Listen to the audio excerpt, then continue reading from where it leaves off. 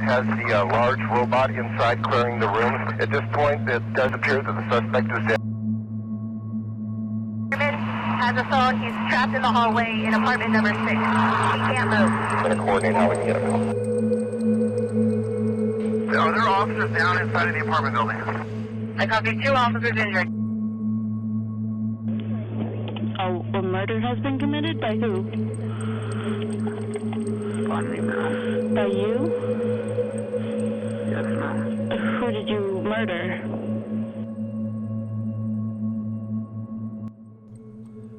Welcome, listener. Welcome to the first serial killer series, the first interactive serial killer series that allows you to follow the ex-cop turned vigilante, Tyson O'Leary, in his efforts to punish the wicked on the scales of justice. In the absence of a few good men, Tyson crosses the thin blue line as he continues to live by the sword and prove that one person can make a difference with the right motivation, mission, and planning. Through comments, you get to decide on the next victim. Through comments, you will be able to update Tyson O'Leary on the way the investigation is going to uncover this serial killer before it's too late for the next piece of shit. Your enthusiasm will fuel the series through your creativity and comments. Simply subscribe, click the notifications bell, and wait as we prepare for Tyson O'Leary to lock and load the first interactive serial killer series, The Garbage Collector. Without further ado, let's introduce you to Tyson O'Leary as we commence episode 1, The Manifesto. G'day guys and girls, ladies and gentlemen, and to all those law enforcement that are standing out of room that have just pressed play. Welcome to my manifesto. I'll tell you who I am in a moment. Manifesto, for those that didn't finish high school, is a collection of opinions, visions, and intentions. A statement. Let's start with opinions.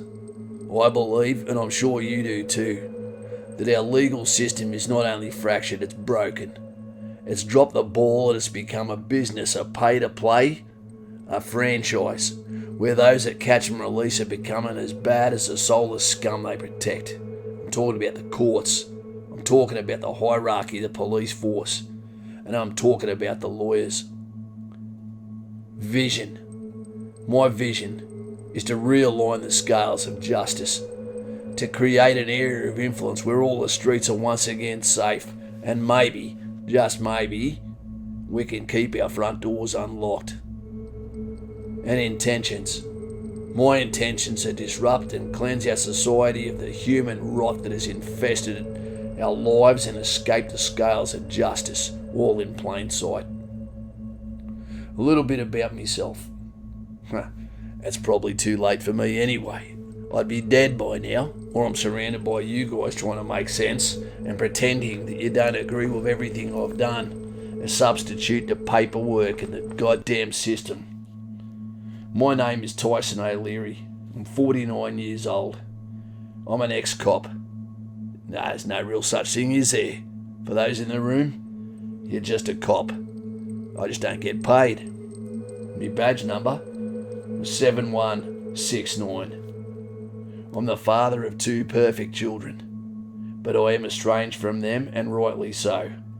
I had plenty of time to turn my career around and put my family first, but I put everyone else's families, including yours, before my own. Tiffany, perfect, my little angel, 12 years old. Bryce, 8 years old. He's going to be a bloody handful, but that's what happens when fathers aren't present. Surname, Bailey, shared with their mother and my ex-wife, Susan.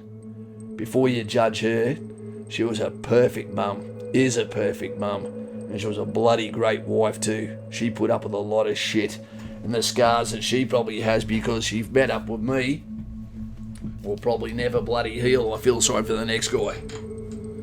Right, the date. The date is 11th of November 2018, Remembrance Day. What a fitting day, considering this is all because of the memories that I have within, the memories of those that walked. I wonder how many of them I take down. Why would I say that? Well, this is the first entry. The deeds haven't been done yet. This is me manifesto. This is my confession in advance. If you're listening to this, I've already stated I'm most likely dead or detained. Congratulations on the execution of your duties and catching your man. Unfortunately, at the moment you're probably thinking, oh shit, we should have let it go a little bit longer and allow one more scumbag to go down. I don't know if I would have had the discipline to bring me in. I probably would have let me go as well. But I do hope, I truly hope, that no innocents or law enforcement brother or sisters were injured in taking me down. This confession, as stated before, is in advance of the deeds that are about to take place. A necessary evil. But it's been completed with compassion. Make no mistake there. I have everything recorded to assist you in making sense of my mission, my manifesto. It's all in front of you now. I hope there's more than one file. It only takes one to catch me or take me down, but let's hope there's as many as a deck of cards, because that's what I'm using to guide me. 52 piece of shit perpetrators. And you know what? If I get to the end of the deck, I'll start a second one.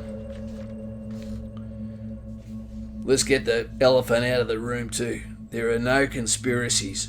I acted alone through all of this, and all of the evidence will be in a position that you can put this into a strategic timeline and close the case as quickly as possible. Should we start from the beginning? The big question, the one you're probably willing to ask. I was always a bit of an oddball, but this is the why. As a medically discharged cop, having served 24 years, I lost faith in our system. I lost faith in our ability to protect those I took an oath to keep safe. Law enforcement, convictions overturned, scumbags walking free, repeat offenders in the streets. The evil walks amongst us, but our eyes seem to be closed. Law enforcement is more about money, more about politics and appeasement. First I lost my family. It broke me, but there was always another perp to try and bring back in, so it kept me on the bloody point. Second, you took my badge and my gun and my ability to protect those, and that made everything come screaming home, and I realised what I'd lost when I went all in for the badge. No one gets out of the service unscathed. I'm here to serve, and now I'm here to cleanse, and I'm here to put the fear into the hearts of those that put the fear into the hearts of others. And believe me when I tell you, I will never stop until I'm stopped, physically. I work alone. I continue to serve in the name and the scales of justice. Let the fallen send a message and deter the next piece of shit that you'll never run out of yellow tape to surround their bodies.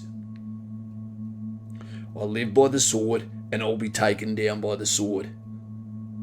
Funny enough, my motivation, most of this came from watching Dexter. The last few series were bullshit. When I found out the other actor was married to her in real life, I thought this is bullshit. I never hide my handiwork, and that's deliberate too. I want the message to get out there that there's a new sheriff in town. I don't go by the police rules, I don't go by the law system, I go by their rules of hard knocks. And like I say, I won't stop. I don't hunt with anger, and I also don't hunt with emotion. I don't think I've got emotion left in me anymore. I study, and I stalk, and I plan.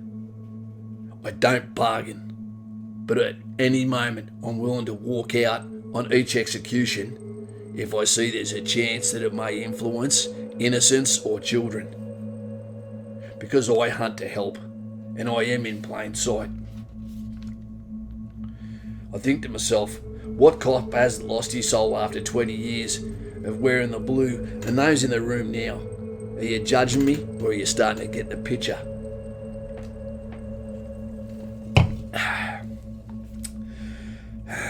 You see, what I do Not only have I done for others, but I've done for you too, because when you're not in the badge, you're another family man. Family woman, sorry, if there's any women cops here too.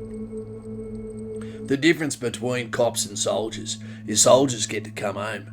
They come home from the war, we don't. We take the uniform off and pretend we're not a cop anymore, but that's bullshit.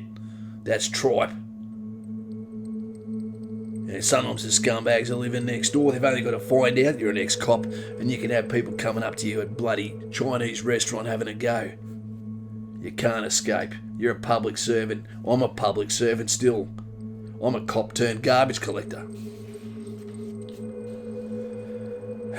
To put it simple, if you're going to judge me, you need to walk in my shoes, and the shoes of the law enforcement. I'm not talking about basic, I'm talking about for a career.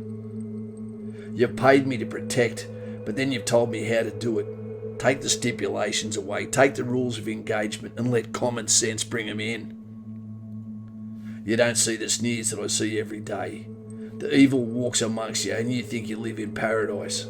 But they're prairie wolves. They wait until you turn your back, and then they'll bite you like the coward they are. And then you think that you can make them better by sending them to jail, then getting them out. Well, here to tell you they come out worse.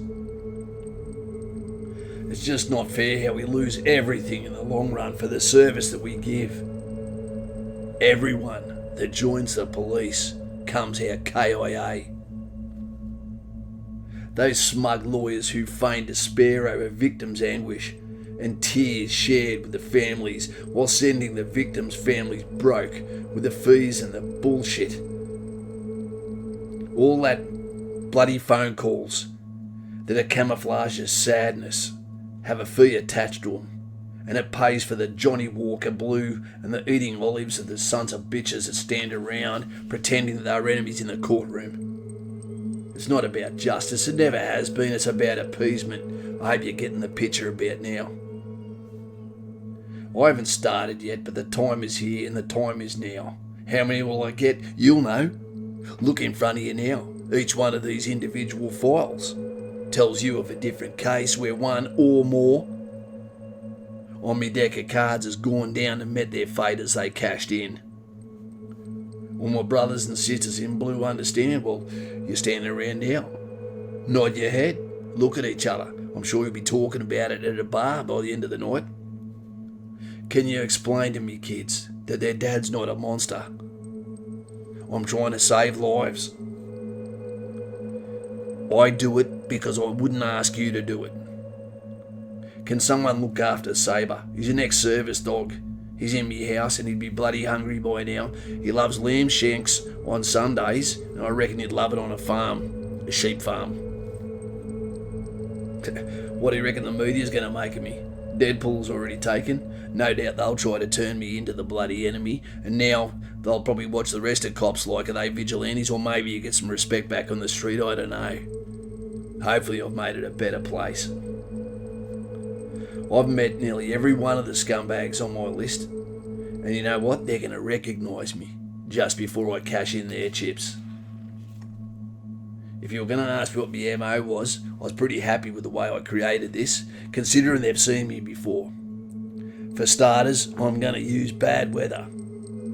Everyone gets lazy when it's rain. It also washes away some of the evidence, some of the sound, and it means people are more likely to be sitting around their Netflix than looking out at a middle-aged man walking down the street, knocking on doors, plain clothes, missing people's branch.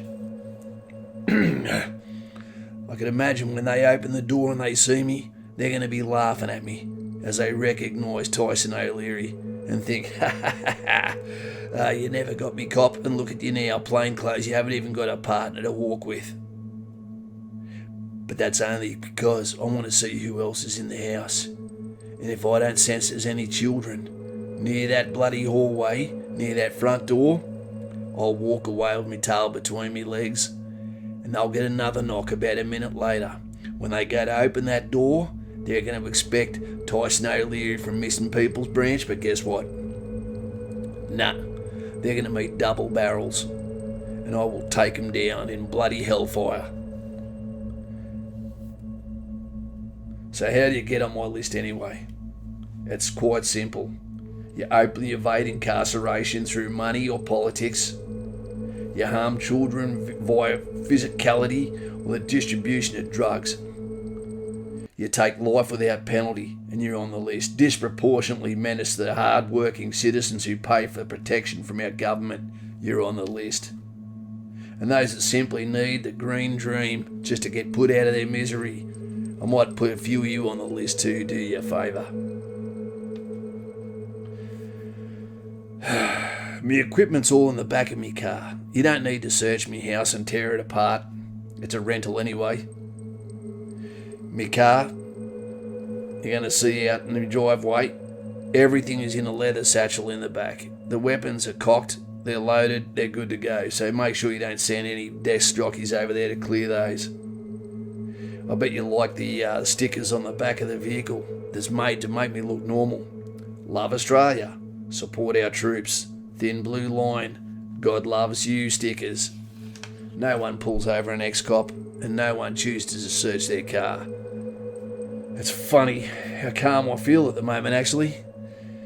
It feels like it's almost righteous, like I'm doing the right thing, like I'm atoning for the bad.